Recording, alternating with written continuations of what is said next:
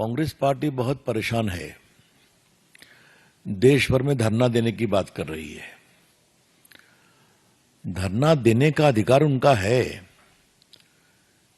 लेकिन जमीन और फंड लूटने का अधिकार नहीं है उनका। On behalf of the BJP, I wish to clarify at the very outset that though Congress party surely has got the power to and the right to offer dharnas, but it does not extend to misappropriating public property given by the government to National Herald.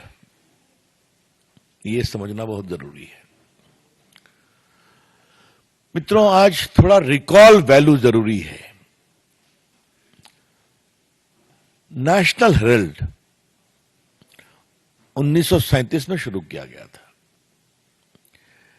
इसमें 5000 share holders थे जिन्होंने share खरीदे उसके।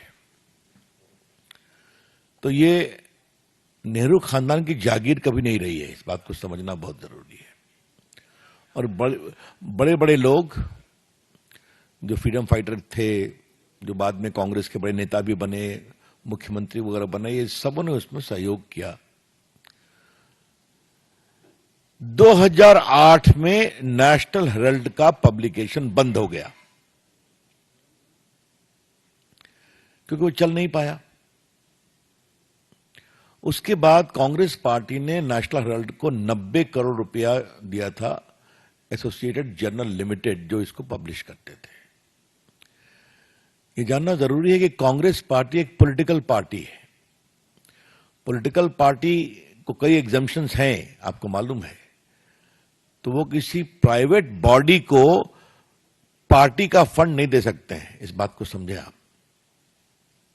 That is purely prohibited. दिया उनकी बात है, घर की कंपनी थी। अब उसके बाद उसने कहा आपका लोन हम दे नहीं सकते। तो दे नहीं सकते तो एक बड़े इंटरेस्टिंग तरीके से एक कॉरपोरेट षड्यंत्र किया गया, कैसे ये पूरी संपत्ति आ जाए परिवार के हाथ में। तो जो एक कंपनी बनाई गई यंग इंडिया कर करके,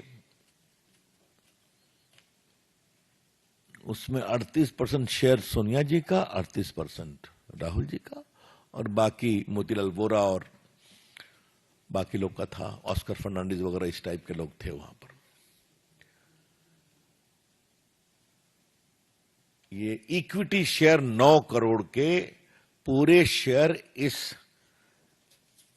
यंग इंडिया कंपनी को ट्रांसफर कर दिए गए। ये 9 करोड़ का ट्रांसफर होना बड़ी बात नहीं है। इस 9 करोड़ शेयर के ट्रांसफर होने के बाद यंग इंडिया कंपनी, जिसके 76% शेयर होल्डर्स सोनिया जी और राहुल जी थे, उसके हाथ में एसोसिएटेड जर्नल की पूरी संपत्ति आ गई। और ये संपत्ति क्या क्या है?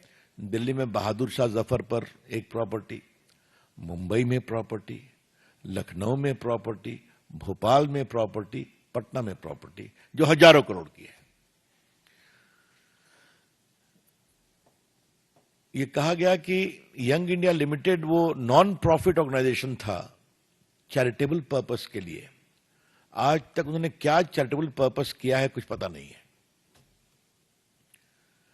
इसके बाद एक प्राइवेट कंप्लेंट होता है, बाकी कार्रवाई होती है, फिर ईडी मामले का इन्वेस्टिगेशन करती है। यहां पर 3-4 चीजों को पार्टी के मंच से फैक्चुअली रिकॉल करना जरूरी है। ईडी ने कांग्रेस के वर्तमान अध्यक्ष मोतीलाल खरगे को भी इंट्रोगेट किया था, क्योंकि वही एकमात्र थे एम्प्लॉय, मोतीलाल वोरा, सॉरी। तो ये इस बात को समझना चाहिए कि वही एक एम्प्लॉय थे, अब तो नहीं रहे। Thank you Sanjay. उसके बाद पवन बंसल थे, उनको इंट्रोगेट किया। फिर सोनिया जी और राहुल गांधी को भी इंट्रोगेट किया। कई घंटों तक। स्वाभाविक कोई जवाब नहीं था। और ये जो 90 करोड़ बकाया था, इसका हिसाब क्या किया जाएगा? तो 50 लाख रुपया दे दिया गया एसोसिएट जर्नल को और सारा लोन राइट ऑफ हो गया नेशनल हेराल्ड को प्रकाशित करने वाली कंपनी का। एक बात है, कॉमर्स में इस परिवार का जवाब नहीं है।